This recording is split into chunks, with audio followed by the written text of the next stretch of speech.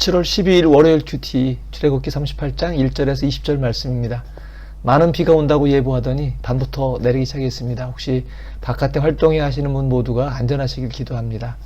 지성소 성소에 이어서 오늘 38장은 성소 바깥뜰에서 사용되는 기물을 제작합니다. 바로 번제단과 그 부속 기구들, 그리고 물두멍, 또 뜰을 구성하는 기구들입니다. 먼저 오늘 본문 출애굽기 38장 1절에서 20절을 함께 읽겠습니다.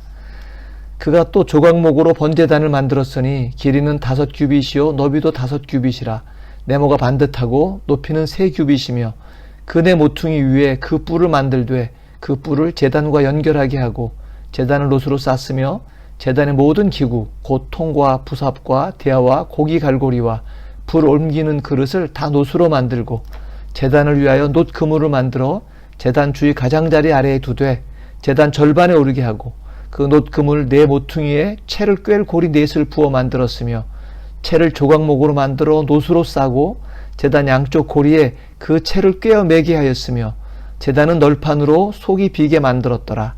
그가 놋으로 물두멍을 만들고 그 받침도 놋으로 하였으니 곧 회막문에서 수종드는 여인들의 거울로 만들었더라. 그가 또 뜰을 만들었으니 나무로 뜰의 남쪽에는 세마포 포장이 100규빗이라 그 기둥이 스물이며 그 받침이 스물이니 놋이요 기둥의 갈고리와 가름대는 은이며 그 북쪽에도 100규빗이라 그 기둥이 스물이며 그 받침이 스물이니 놋이요 기둥의 갈고리와 가름대는 은이며 서쪽의 포장은 50규빗이라 그 기둥이 열이요 받침이 열이며 기둥의 갈고리와 가름대는 은이며 동으로 동쪽에도 50규빗이라 문 이쪽의 포장이 15규빗이요 그 기둥이 셋이요 받침이 셋이며 문 저쪽도 그와 같으니 뜰문 이쪽 저쪽의 포장이 15규빗씩이요 그 기둥이 셋씩 받침이 셋씩이라 뜰 주위의 포장은 세마포요 기둥 받침은 놋이요 기둥의 갈고리와 가름대는 은이요 기둥머리 싸개는 은이며 뜰의 모든 기둥에 은 가름대를 꿰었으며 뜰의 휘장문을 청색, 자색, 홍색 실과 가늘게 꼰 배실로 수놓아 짰으니 길이는 20규빗이요 너비와 높이는 뜰의 포장과 같이 5규빗이며 그 기둥은 넷인데 그 받침 넷은 놋이요 그 갈고리는 은이요 그 머리 싸개와 가름대도 은이며 성막 말뚝과 뜰 주위의 말뚝은 모두 놋이더라. 아멘. 이스라엘 백성들에게 있어서 제사는 우리의 예배에 해당합니다. 어떤 자세로 하나님께 나아가야 할지를 함께 묵상해 보고자 합니다. 먼저 1절부터 7절까지는 번제단과 그 부속 기구들을 만들고 있습니다. 먼저 번제단은 제물을 태워서 하나님께 바칠 때 사용되는 단입니다. 열을 견딜 수 있어야 하고 또 성막들에 위치하기 때문에 재료는 아카시아 나무로 만들고 놋으로 겉을 쌌습니다. 피 흘림이 없이는 사함이 없다는 히브리서 9장 22절 말씀처럼 죄 사함을 위해서 죄 지은 사람을 대신해서 동물을 잡아서 피를 내고 그 동물을 태우는 장소입니다. 하나님께 나아갈 때는 반드시 죄의 문제를 해결해야 했습니다. 이 번제단이 바로 내 대신에 대속이 이루어지는 장소입니다. 그렇기 때문에 이 번제단은 우리 죄를 대속하기 위해서 예수님께서 피 흘려 죽으시고 다시 부활하신 십자가 바로 그 자리이기도 합니다. 제물을 태우는 것은 죄의 대속을 위한 것뿐 아니라 또한 온전히 드리는 헌신을 의미하기도 했습니다. 번제단 위에 올라간 제물은 말 그대로 홀랑 태워서 드리는 것입니다. 그런데 로마서 12장 1절에서는 이제는 온전한 헌신으로 동물이 아니라 우리 몸을 거룩한 산 제물로 드리라고 말씀하십니다. 2절을 보면 그 번제단의 네 모퉁이 위에 뿔을 만들어서 연결하게 되어 있습니다. 그 까우티에를 타면 좌석 앞에 손잡이가 있는데 거기에 이제 끈 달린 가방을 이렇게 걸어 놓거나 옷을 걸기도 하고 또 서 있는 사람이 손잡이 삼아서 잡고 있는 경우도 있습니다. 이걸 보면서 번제단의 뿔을 이렇게 상상하기도 합니다. 시편 118편 29절을 보면 이 뿔에 희생 짐승을 잡기 전에 잠깐 메어놓기도 했고 또 열왕기상 1장 50절처럼 죄 지은 사람이 이 뿔을 잡으면 죽임을 면할 수 있기도 했습니다. 그리고 4절을 보면 번제단 안쪽 절반 높이에 위치하도록 놋 그물을 만들었습니다. 어쩌면 일종의 석쇠와 같은 역할을 한 것으로 보입니다. 제물이 탈 때 생긴 그 재나 불똥들이 아래로 떨어져서 계속 잘 탈 수 있게 하는 역할이었을 것입니다. 제물을 태우기 쉽도록 또 제물이 타다가 중간에 불이 꺼지지 않도록 하는 그런 역할이었을 것입니다. 제단까지는 아니어도 우리가 캠핑을 해보면 숯불을 잘 피우고 또 고기를 잘 굽는 분이 계십니다. 그러니까 무조건 숯을 많이 놓고 그런다고 해서 잘 타는 게 아니죠. 번제단에 놋그물을 설치함으로써 재물을 불태울 때 공기가 잘 들어가고 또 생성된 그 재가 아래로 잘 빠져서 계속 잘 탈 수 있게 한 것으로 보입니다. 재물이 타다가 불이 꺼지거나 또 타다가 말면 참 곤란한 일이 아닐 수 없습니다. 예수님은 십자가를 피하지 않으셨습니다. 제자들도 말리고 막 또 십자가 위에 계실 때도 내려와서 능력을 보이라 라고 막 사람들이 조롱할 때도 그 고통을 피하지 않으셨습니다. 예수님의 그 희생과 헌신 없이는 우리의 구원도 없기 때문입니다.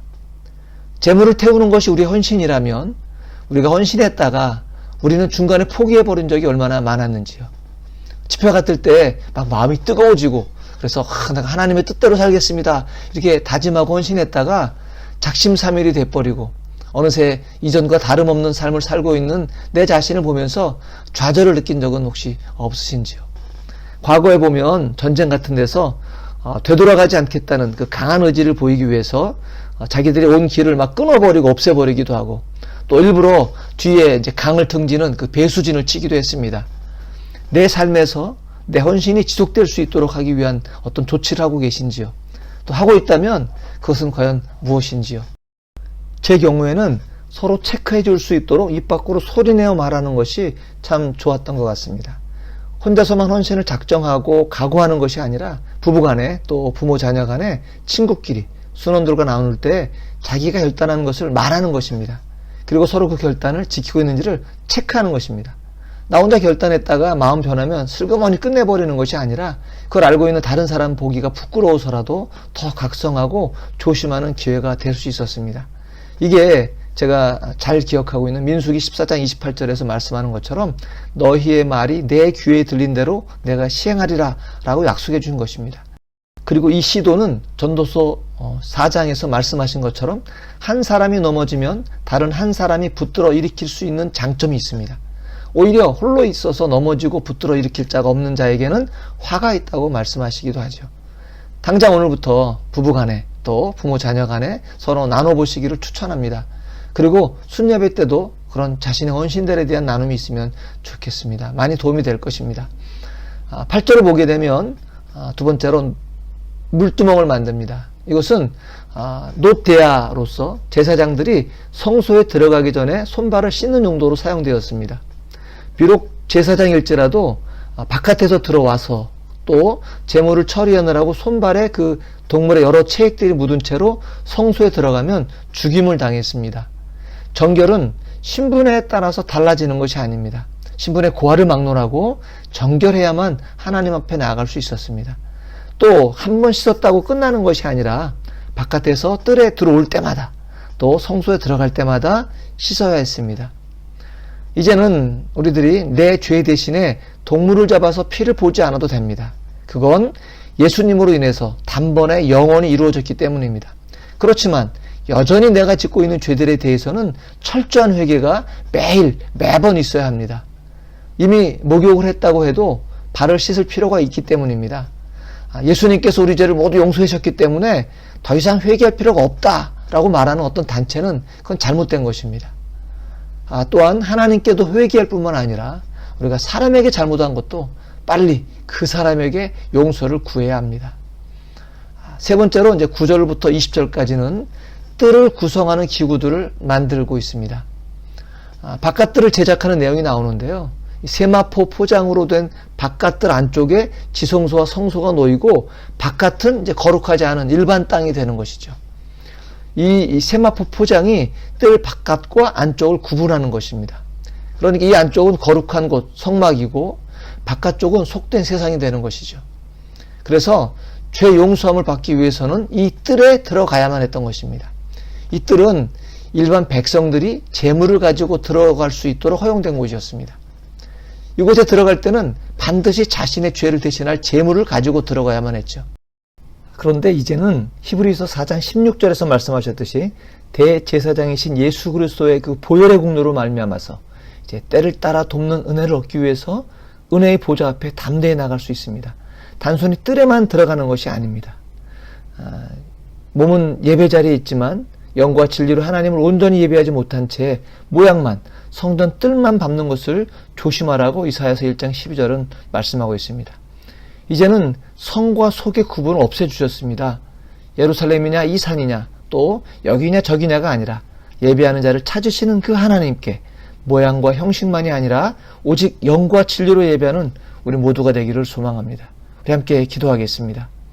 하나님, 우리가 범죄했음에도 끝장내지 않으시고 예수님의 보혈로 대속해 주셔서 감사합니다.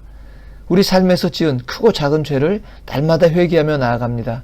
거룩하고 정결하게 해주셔서 하나님만을 온전히 예배하게 해주십시오. 이 결단을 날마다 새롭게 해주십시오. 예수님의 이름으로 기도했습니다. 아멘.